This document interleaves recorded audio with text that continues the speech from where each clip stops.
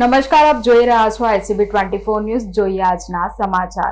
સંસ્કારી નગરી વડોદરાના પશ્ચિમ વિસ્તારમાં અંધશ્રદ્ધા અને માનવતાને શરમાવે તેવી ચકચારી ઘટના સામે આવી છે, જેમાં એક પૂજારીએ ધાર્મિક વિધિના બહાને સગીરા પર 2 વખત દુષ્કર્મ આચર્યું હતું. વડોદરામાં એક સગીરાનો ગુસ્સો શાંત કરવા અને સ્વભાવ સુધારવા માટે માતા પિતાએ ઘરે પૂજા વિધિ માટે એક પૂજારીને બોલાવ્યો હતો. આ પૂજારી નરેન્દ્ર ભટ્ટે ધાર્મિક વિધિના બહાને અલગ રૂમમાં લઈ જઈ સગીરા પર દુષ્કૃત્ય આચર્યું હતું. શહેરના ગોત્રી વિસ્તારના જ્ઞાનસુધા ફ્લેટમાં રહેતા આરોપી બ્રાહ્મણ નરેન્દ્ર દિનકર ભટ્ટે ઘરમાં એકલતાનો લાભ લઈ લીંબુ ઉતારવાના બહાને આ કાળું કૃત્ય કર્યું હતું. જોકે સગીરાએ અદ્ભુત સૂઝબૂઝ અને હિંમત દાખવીને રૂમમાં છુપાવીને ગોઠવેલા મોબાઈલ ફોનમાં નરાધમની કરતૂતો લાઈવ વિડીયો કેદ કરી લીધો હતો. આ વિડીયો પુરાવાના આધારે પીડિતાના પરિવારે તાત્કાલિક પોલીસનો સંપર્ક કર્યો હતો. પોલીસે પોક્સો અને દુષ્કર્મનો ગુનો નોંધી 70 વર્ષના નરેન્દ્ર ભટ્ટની ધરપકડ કરી લીધી છે અને કોર્ટે આરોપીને જેલ હવાલે કર્યો છે.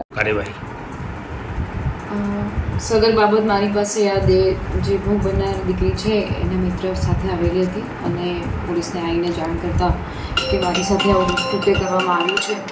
એ બાબતે અમને ઘટનાની તાસીર હતા. અમે લોકોએ સામેવાળાના મધર ફાધર અને જે આરોપી છે એની પૂછપરછ કરતા અને ખરાઈ કરતા આ ઘટના ધ્યાને આવતા અમે ગુનો દાખલ કર્યો છે.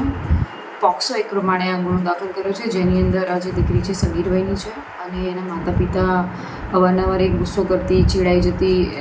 તેમના માતા પિતાને લાગ્યું કે કોઈ પૂજારી દ્વારા પૂજા વિધિ કરાવડાય તો મારી દીકરી પૂજા વિધિ પછી આનો ગુસ્સો શાંત થઈ જશે અને શાંત સ્વભાવની એને એના જે નાના મોટા એના સ્વભાવમાં બધા પ્રોબ્લેમ છે એ સારા થઈ જશે. એ બાબતે પછી એના પૂજારીને એના મમ્મી પપ્પાએ જ કીધું હતું કે તમે અમારા ઘરે આવીને દીકરીની પૂજા કરો અથવા તો કોઈક એવી વિધિ કરી દો. તો આ પૂજારી દીકરીના કહેવા પ્રમાણે 2 વખત આવેલા છે અને પહેલી વખત આવ્યા એટલે આ દીકરી ગભરાઈ ગઈ હતી ને એવું લાગ્યું કે જો મમ્મી પપ્પાને કહીશ તો પછી મમ્મી પપ્પા મને મારશે, કારણ કે પૂજારી પણ એને ધમકી આપતો હતો. પછી બીજી વખત એને એના મિત્રની મદદથી પછી એણે સંભાવ કેવી પણ રીતે એણે કેમેરા ગોઠવી અને મોબાઈલ કેમેરાથી એણે આ આખી ઘટનાને કેપ્ચર કરી હતી અને પછી એના મિત્રની મદદથી એ અમારી પાસે આવી હતી અને અમે તરત ગુનો નોંધી અને આરોપીની ધરપકડ કરીને એના પ્રમાણે ગુનો નોંધીને પોક્સો 1 કલમ હેઠળ એની અટકાયત કરી છે. મેડમ, શું કહો છો આ દીકરીની હિંમત? કારણ કે જે રીતે એને ખુલ્લીને આવી બહાર આવી વિડીયો પણ ઉતારી લીધો, અન્ય દીકરીઓને શું સલાહ છે? બિલકુલ આ મા બાપ માટે પણ એક લર્નિંગવાળો કિસ્સો છે, દીકરીઓ માટે પણ છે. તમારી સાથે કોઈ આવું કૃત્ય થતું હોય તો તમે ખુલીને બોલો. આવા પિશાચોને, આવા ખોટા માણસોને જેલના સળિયા પાછળ મોકલવા જોઈએ, એમના વિરુદ્ધમાં ગુના દાખલ થવા જોઈએ. સાથે સાથે જે મા બાપ છે બાળકો સાથે, નવી તમારી ટીનેજર જનરેશન છે એમની સાથે હેલ્ધી કમ્યુનિકેશન રાખો, એ તમને કહી શકવા હોવો જોઈએ. આ બાબતમાં એમના માતા પિતાને પણ આપણે કહેવું જોઈએ કે એના બીજા મિત્રોની મદદ લીધી, પણ જ્યારે મા બાપ જો બાળકોને સાંભળતા હોય તો આવી ઘટનાઓ ના બને. અથવા તો બને તો બી એ પહેલી વખત જ્યારે પૂજારી આવ્યા ત્યારે એક વખત એના મા બાપને પણ એને કહેવા સંકોચ થતો હતો એટલે એના મિત્રોની મદદ લીધી. તો આ પણ એક ઘટના ચોંકાવનારી છે.